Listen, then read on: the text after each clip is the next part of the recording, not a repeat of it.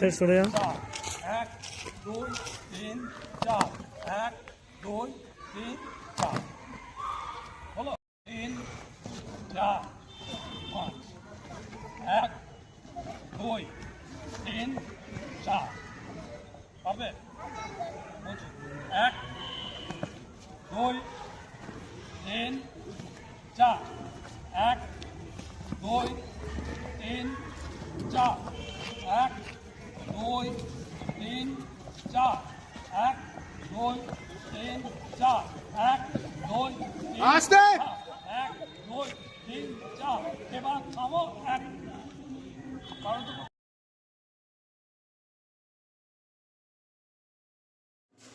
আজকে আমরা ভাজক ভাগফল ও ভাগশেষের একটা গল্প শুরু করবো। গল্প দিয়ে বোঝাবো যে ব্যাপারটা কি হয়। একদিন গ্রীষ্মকালে হঠাৎ করে কালবৈশাখী ঝড় উঠেছে, প্রচন্ড ঝড় উঠেছে। পাশে একটা আম গাছ আছে, আম গাছে থেকে সবাই মিলে গেছি আমরা আম কুড়োতে দিয়ে এক ঝুড়ি আম রয়েছে, এক ঝুড়ি আম হয়ে গেছে। এক ঝুড়ি আম হয়ে গুনলাম কতজন আছে, 127টার মতো আম কুড়িয়ে পেয়েছে। কটা? 127। এটা কি হয়ে গেল আমাদের ভাজ্য, ঠিক আছে। আর আমরা কজন গেছিলাম বন্ধু? 5 জন গেছিলাম, 5 জন বন্ধু গেছিলাম। তাহলে 5 জন কি হয়ে গেল আমাদের ভাজক, ঠিক আছে। 5 জন ভাজক হয়ে গেল। এবারে আমরা ঠিক করলাম, ঠিক আছে আজকে আর করবো না, কালকে আমরা এটা নিয়াদের মধ্যে ডিস্ট্রিবিউট করে দেবো। দিয়ে পরের দিন যখন আমরা ডিস্ট্রিবিউট করতে এলাম নিয়াদের মধ্যে, তখন আরো 2 জন বন্ধু চলে এসেছে, বলছে আমরাও খাবো। ঠিক আছে তারা দেখি আগে আমাদের মধ্যে ভাগ হবে, তারপর তোরা পাবি, তারা কিন্তু তোরা পাবি না। তো 5 কে যদি ভাগ করি, একে 5 দুগুণে 10, ঠিক। বিয়োগ করলাম, 2 চলে গেল, 7 নামলো 27, 5 5 25, 2 থাকলো, আর ভাগ করা যাচ্ছে না, ঠিক আছে। তাহলে এটা কিন্তু কি বলে?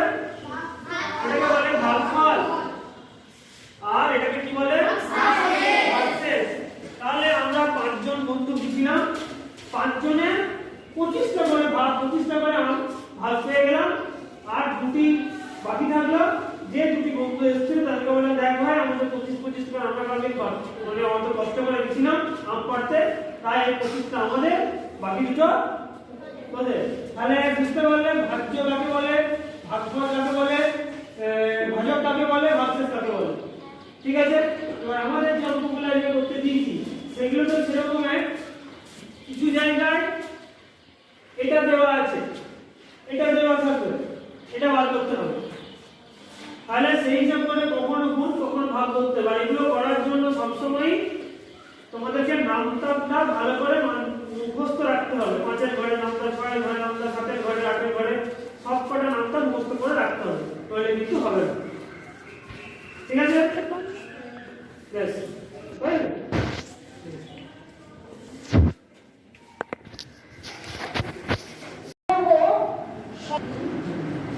সমাস কথাটার মানেই হচ্ছে সংক্ষিপ্তকরণ, মানে সংক্ষেপ করা।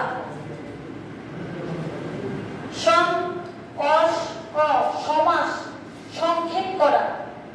অনেকগুলো পদকে যখন আমরা একটা পদে নিয়ে আসি সেটাকে তখন আমরা বলি সমাসবদ্ধ পদ, ঠিক আছে। আচ্ছা আমরা যদি বলি রাজার পুত্র আজকে শিকারে গিয়েছিলেন, এটা শুনতে বেশি ভালো লাগছে না যদি বলি রাজপুত্র আজকে শিকারে বেরিয়েছেন, কোনটা বেশি ভালো লাগছে? তাহলে রাজপুত্র এটাকে যদি আমি ভাঙছি তখন হচ্ছে রাজার পুত্র, ঠিক আছে। তাহলে এইটা হচ্ছে আমার সমাসবদ্ধ পদ। তাহলে একদিকে যেমন আমার পদটা সংক্ষিপ্ত হলো, অন্যদিকে একদিকে সংক্ষিপ্ত হলো, অন্যদিকে অলঙ্কৃত হলো, অর্থাৎ সুন্দর হলো, শুনতে ভালো লাগছে। ছটা থেকে কটা এলো? 3টে। 6টা থেকে 3টে। তৃতীয়াতে কি হচ্ছে না বাড়ি না বাড়ি ফ্যান বাড়ি ভিড়, আর চতুর্থীতে কি হলো বাড়ি নে বাড়ি ফ্যান বাড়ি ভোগ। এখানে আমাদের দুটো কিন্তু মিলে যাচ্ছে, তাই ছটা থেকে কটা পাচ্ছি? চারটে। ছটা থেকে চারটে। আমাদের কিন্তু এতগুলো পড়া দরকার। সাতটা থেকে কটা আসছে? 1 2 3 4 5 6 7 8, তারপরে 3 8 24। 24 থেকে কিন্তু আস্তে আস্তে মোটামুটি 14টাই নেমে আসছে। এই 14টা কিন্তু আমাদের দরকার। তাও কি না আমার ফর্মুলা আছে, এই 14টাও কিন্তু ফর্মুলাতে কিন্তু মিলে যাবে। সেটা কত চাপ নেওয়ার কোনো দরকার নেই। দুটোই কম্পিউটার। এটা হচ্ছে মনিটর মানে ডেস্কটপ, আর এটা হচ্ছে ল্যাপটপ। ঠিক, এটাকে কি বলে? এটা সাউন্ড বক্স এরকম হয়। এটা কি ছিল? আর এটা ওই যে বোতলটা আছে ওটা কি? UPS। ঠিক আছে, আর এটা আর ইনপুট ডিভাইস কি ছিলাম তো? কি ছিল? এটা কি ডিভাইস? এটা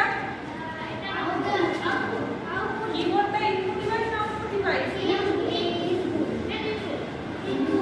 আর মনিটর আর প্রিন্টার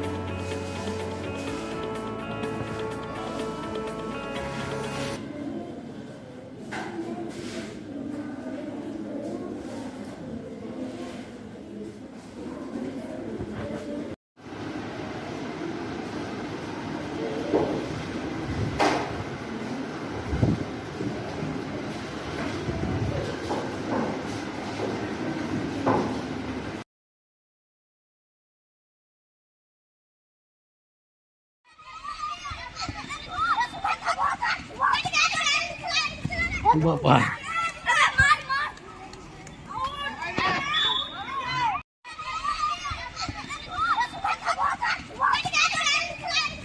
বাবা